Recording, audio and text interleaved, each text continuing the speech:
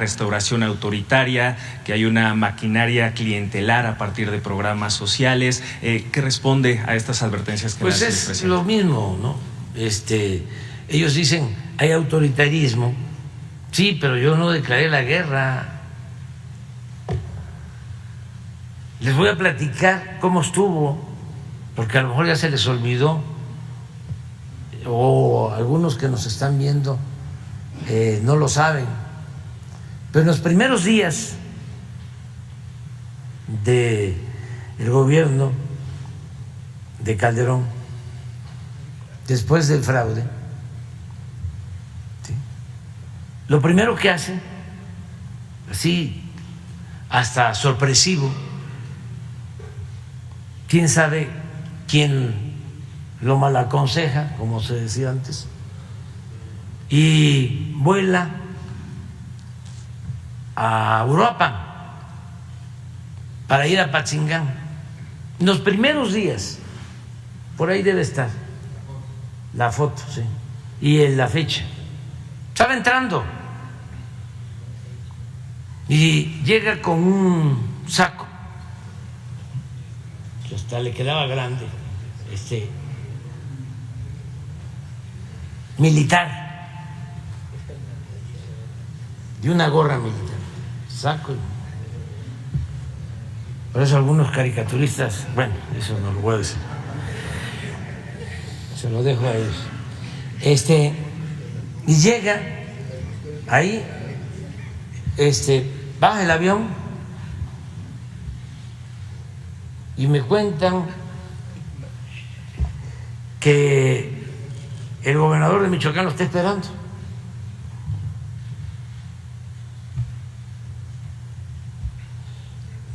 Y no lo ve, porque venía el secretario de la Defensa, que es corpulento, que tenía,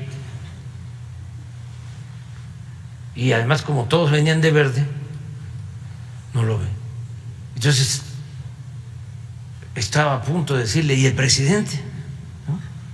Cuando aparece Calderón, porque venía vestido de verde.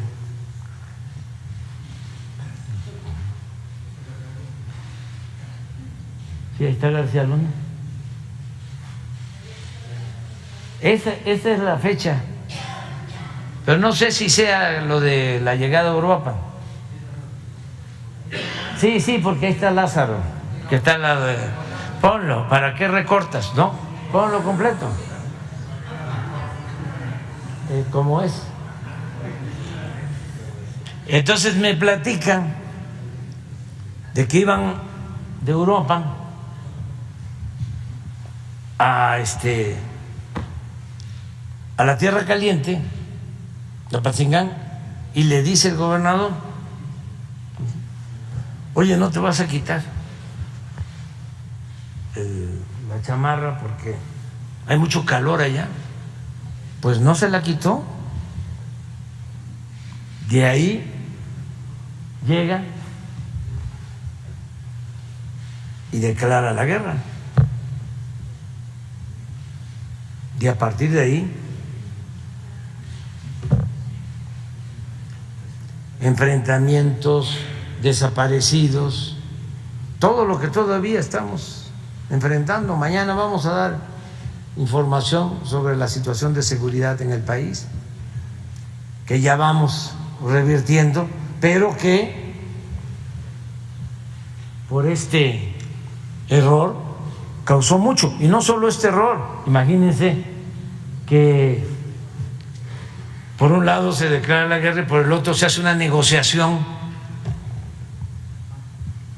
porque no es nada más la negociación con carteles, es la negociación, y por eso el juicio de García Luna, que va a continuar mañana, va a darnos todavía muchos elementos, porque la pregunta es el acuerdo con bandas,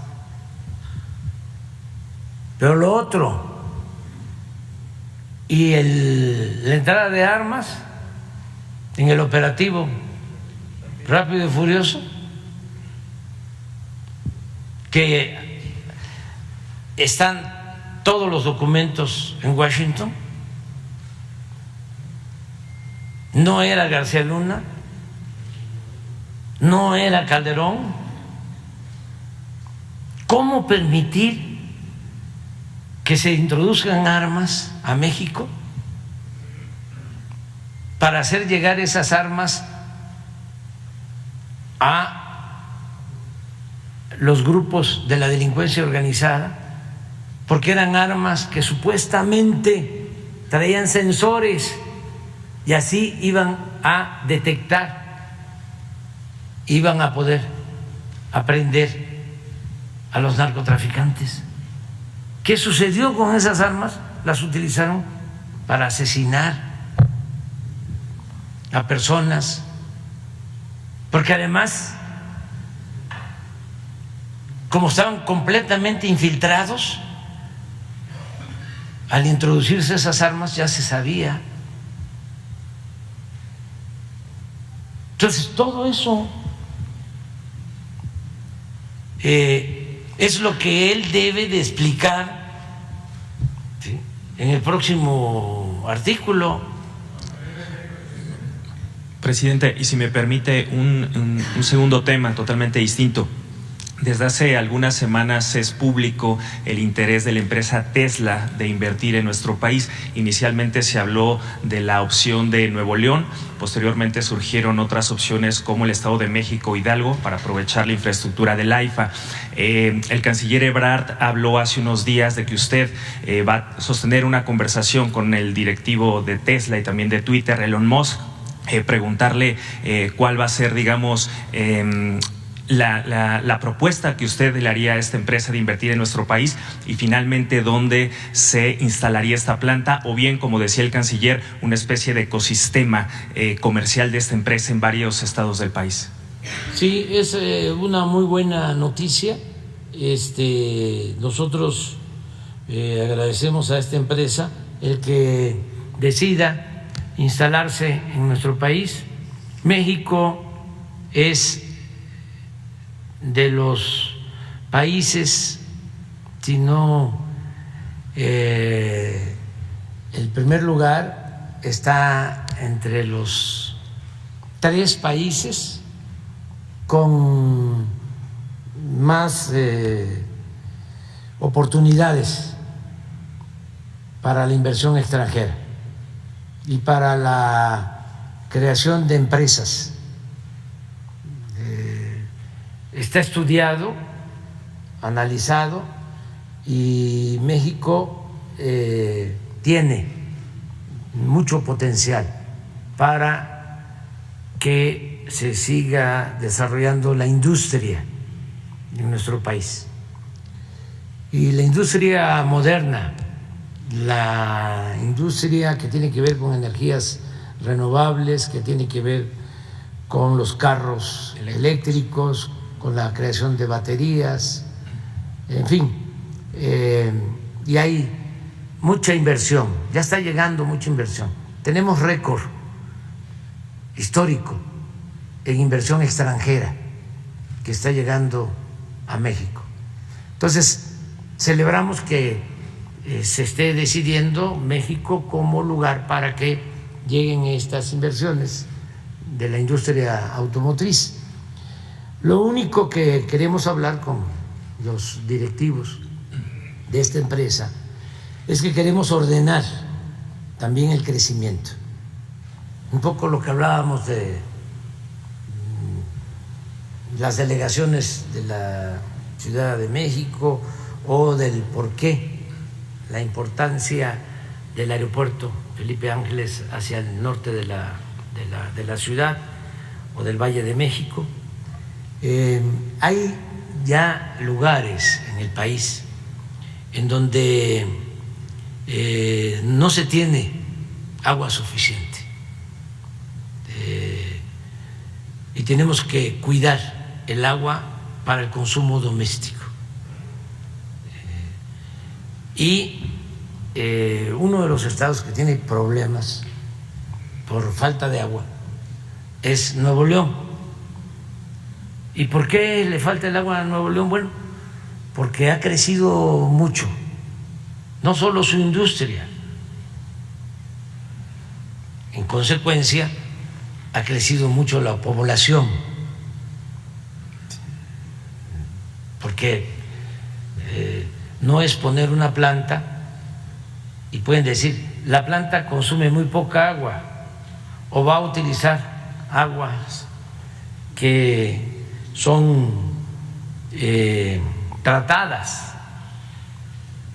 Sí, pero los que van a trabajar en esas plantas, las familias que van a trabajar en esas plantas, pues van a consumir agua. ¿Sí? Entonces, lo que queremos es hablar con las empresas, no solo en este caso, en todos los casos, para que tengan con mucha claridad la información sobre los recursos que tiene el país, recursos naturales, en particular donde tenemos agua, en este caso, también energía eléctrica y otros servicios que son indispensables. Imagínense el absurdo, además por corrupción, que significó dar permiso a Constellation para poner una planta cervecera en Mexicali para producir cerveza y exportarla, ni siquiera para consumo interno. Por eso buscaron Mexicali para exportar la cerveza, pero es exportar agua y no tenemos agua. Comprometieron el agua de consumo del pueblo de Mexicali. Presidente, entonces su propuesta. La propuesta es, vamos viendo qué dimensiones tiene la empresa, cuántos trabajadores, en qué sitios pueden ustedes tener más oportunidades para el abasto del agua, para servicios. Hay zonas en el norte del país donde ya legalmente existe veda, es decir, ya no se puede otorgar permisos para extracción de agua del subsuelo, ni superficial ni del subsuelo.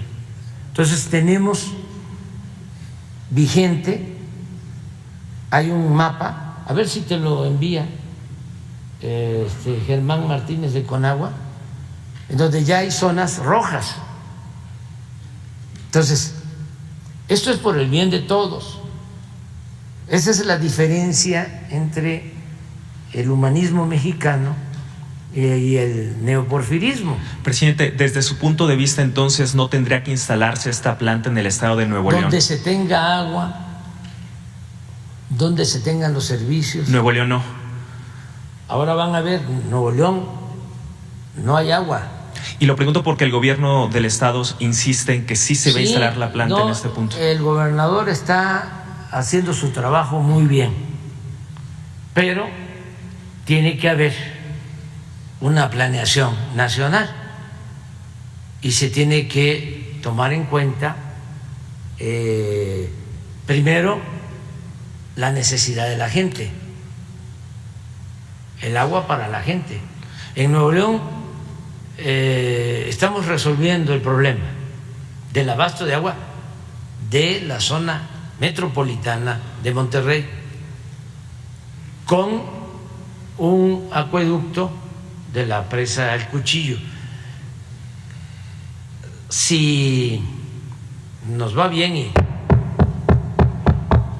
toco madera, vamos a poder terminar ese acueducto a mediados de este año, y eso va a garantizar que no se padezca de la falta de agua como sucedió el año pasado. Entonces, si la sequía, ¿sí?, se vuelve extrema, vamos a volver a tener este año ahí problemas.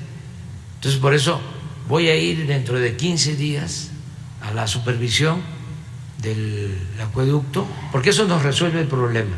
Pero también, ¿cuánto tiempo nos va a resolver el problema el acueducto del Cuchillo?